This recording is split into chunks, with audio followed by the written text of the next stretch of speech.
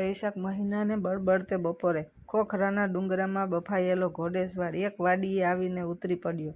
પોતે ને ઘોડો બેય પરસેવે નાહી રહ્યા હતા. આફતા ઘોડાને વાડીના વડલાને થડે બાંધીને અસવારે હથિયાર ઉતાર્યા. ધોરિયાને કાંઠે બેસીને પોતે હાથ પગ ધોવા લાગ્યો. ગામનું નામ ભૂંભલી છે અને વાડીના ધણીનું નામ છે સોડો માળી.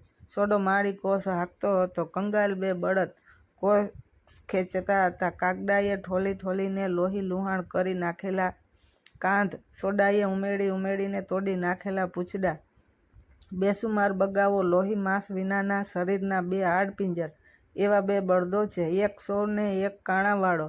એ કોસ છે. મંડાણ ઉપર પહોંચે ત્યારે અંદર માત્ર એક બોખ પાણી રહે અને ચીથરે હાલ એ સોડો અસવાર એ બોખ નિહાળી રહ્યો. હાથ મોં પર પાણી છાંટીને પોતે તડકો ગાળવા ધોરિયાની કૂણી લીલી ધ્રો ઉપર દેહ ઢાળીને બેઠો. કોસ હાંકતા હાંકતા સોડાએ વાત ઉચ્ચારી, ક્યાં રહેવા? રહેવા તો ભાવનગર. ત્યારે તો રાજના નોકર હશો? હા, છીએ તો રાજના નોકર. સપાઈ લાગો છો? સપાઈ? હા, સપાઈ છીએ. એલા તમે નમક હલાલ કે નમક હરામ? કેમ ભાઈ? નિમક હરામ ને નિમક હલાલ વળી કોને કહેવાય? નમક હલાલ હો તો ઠાકોરને કહો. નહીં શું કે આખો દી સાંસલાને કાળિયાર જ માર્યા કરશે કે વસ્તીના સામું કોક દી જોશે? અને રાણીઓના ઓરડામાં ગયો છે તે નીકળતો જ નથી. ખેડૂના ઘરમાં ખાવા ધાન નો રહેવા દીધું. ઈ તો રાજા છે કે કસાઈ? વસ્તી તો કેમ જાણે એના ગુલાપા કરવા જ અવતરી હોય. સોડો તો કોંસો હાંકતો જાય ને રાજાને બેસુમાર ગાળો દેતો જાય. અસવારનું મોં મલકતું જોઈને સોડાની જીભમાં 7 ગણો વેગ આવવા લાગ્યો. એણે ન કહેવાના વેણ કહી નાખ્યા. અસવારને કકડીને ભૂખ લાગેલી. સોડાની શબ્દ પ્રસાદીથી તો એની ભૂખ ઉલટી વધી. સોડાને એણે પૂછ્યું, ભાઈ ભૂખ લાગી છે, કાંઈ ખાવાનું આપીશ? શું આપે? કાળજા અમારા, તમે બધાએ ભેળા થઈને ખેડૂના ઘરમાં ધાન ક્યાં રહેવા દીધું છે? બોળો ખાવો છે? બોળો? બોળો શું? બાપ ગોતર બોળોય દીઠો નથી ને એમ બોલી સોડાએ વડલાની ડાળે એક નવી દોણી ટીંગાતી હતી તે ઉતારી. છાશની અંદર ઘઉંનું થૂલું ભરડેલું ધાન નાખીને ખેડૂ લોકો રાંધે અને પછી એમાં મીઠું નાખીને ખાય.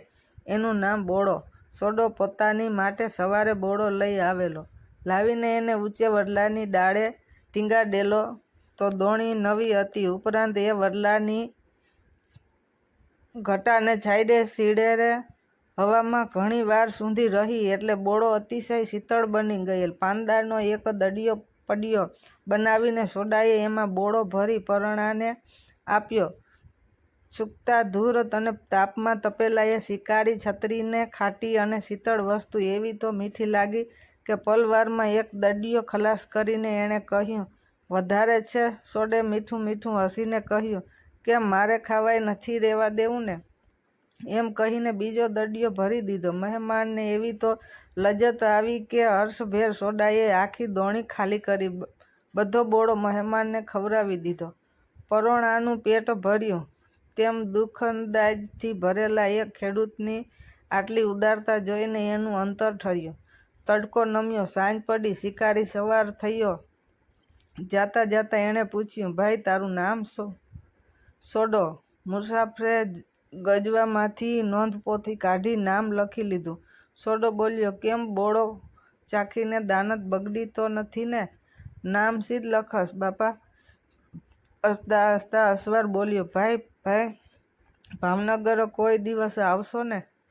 હું ભાવનગર આવીએ એટલે તારા જેવા સિપાઈ ઠોસે ચડાવીને વેઠે જ ઉપાડી જાય.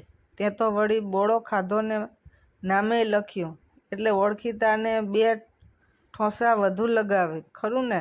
ભગવાન અમને કોઈ દી ભાવનગર ન બતાવે.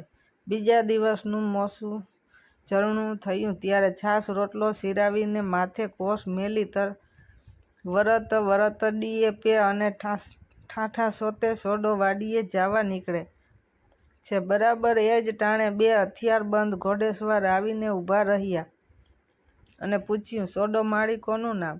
મારું નામ સોડો કહીને ધડકતે હૈયે સોડો થંભ્યો. કોણે બાપ? ઠાકોર વજયસંઘજીએ પડે. આ સાંભળી સોડાના અંતરમાં ફાળ પડી એને ગઈ. કાલની વાત સાંભળી લાગ્યું કે નક્કી કાલ મેં ગાળ્યું દીધેલી ઈ ઓલી અસવારે જઈને ઠાકોરને સંભળાવી હશે અને હવે નક્કી મને કેદમાં નાખશે. બોલાસો સાંભળીને સોડાની ઘરવાળી અને એના છોકરા પણ બહાર નીકળી. ઓસરીએ ઊભેલા એમને કાંઈ સમજ ન પડી.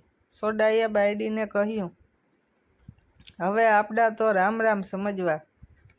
બળદ અને કોંસ મેલી દઈ સોડો અસવારની સાથે ભાવનગરને પંથે પડ્યો. માર્ગે જાતા જાતા મનથી નક્કી કર્યું કે ભલે હાથમાં કડિયું જડે પણ ભેળા ભેળ ઠાકોરને મોઢા મોઢ જ મારે ઈના ઈ વેણ સંભળાવી લેવા છે. હવે લૂંટાણા પછી ભોં શેનો રાખવો? સોડો પહોંચ્યો રાજમહેલની મેડી ઉપર. ચડવા લાગ્યો. ઉપર ચડીને ઓરડામાં જ્યાં નજર કરે ત્યાં સતબંધ બની ગયો. એણે કાલના ઘોડેસવારને ખુદને જ ગાદી ઉપર બેઠેલ જોયો. આ તો ઠાકોર પોતે! સોડો ભયભીત બની ગયો.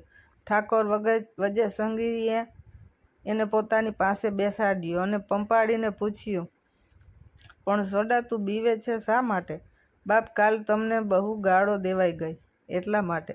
એમાં શું ખોટું થયું ભાઈ? તમે તો અમારા છોરું કહેવાઓ. તમારે દુઃખ હોય તો દુઃખ રોવાનો હક છે. બચ્ચાની ગાળો તો માવતરને ઉલટી મીઠી લાગે. સોડો શાંત પડ્યો. ઠાકોરે કચેરીમાં બેઠેલા અમીરોને અને અમલદારોને આગલા દિવસની વાત સંભળાવી. ઓહો જેસાભાઈ પરમાણદાસ, શું કહું આ ભેડિયા ખેડૂતના? વગર ઓળખીએ આદર માન એ મીઠો બોળો અને એથી મીઠી એની સાચુકલી ગાળો. એવી મજા મને આ મોલાઈતુની મીઠાઈઓમાં નથી પડી. બોલાતા બોલાતા ઠાકોરની છાતી ફૂલવા લાગી. ઠાકોરે ફરી પૂછ્યું, સોડા તારે કેટલી જમીન છે? બાપુ 100 વીઘા જમીનને 1 કોસની વાડી છે. મહારાજાએ જેસાભાઈ વજીરને કહ્યું, 1 ત્રાંબાનું પતરું મંગાવો. ત્રાંબાનું પતરું આવ્યું. એના ઉપર ઠાકોરે લખાવ્યું, સોડાને 12 સાતીની જમીન અને 6 વાડીના કોષ આપવામાં આવે છે. પતરા પર એ લખાયું. પાછા ઠાકોર બોલ્યા, પણ એ બિચારો આટલી જમીન ખેડવાના બળદ લેવા કયાં જશે? આપો 12 બળદ. 12 બળદ આપ્યા. વળી દરબારે કહ્યું, બિચારો વાવણી કરવા દાણા લેવા કયાં જશે? આપો 20 કળશી બાજરો. બાજરો આપ્યો. બિચારાને છોકરા છાશ લેવા કયાં જશે? આપો 4 ભેંસો. 4 ભેંસો અપાય. રૂપિયા 1000 આપો. માથે મદ્રાસી સેલું બંધાવીને સોડાને ભૂંભલી પહોંચાડી દીધો. સોડાના પરિવાર પાસે અત્યારે એ લેખ મોજૂદ છે. એના પોત્રો આબાદસ્થિમાં છે.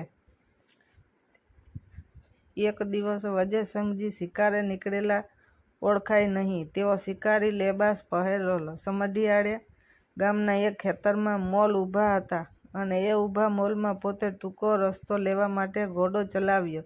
ખેતરમાં કણબીની ડોસી ઊભેલી. પોતાના મોલ ચંગદાતા જોઈને ડોસીએ ઘોડેસવારને 2-4 ગાળો દીધી. મારા રોયા ભાળતો નથી?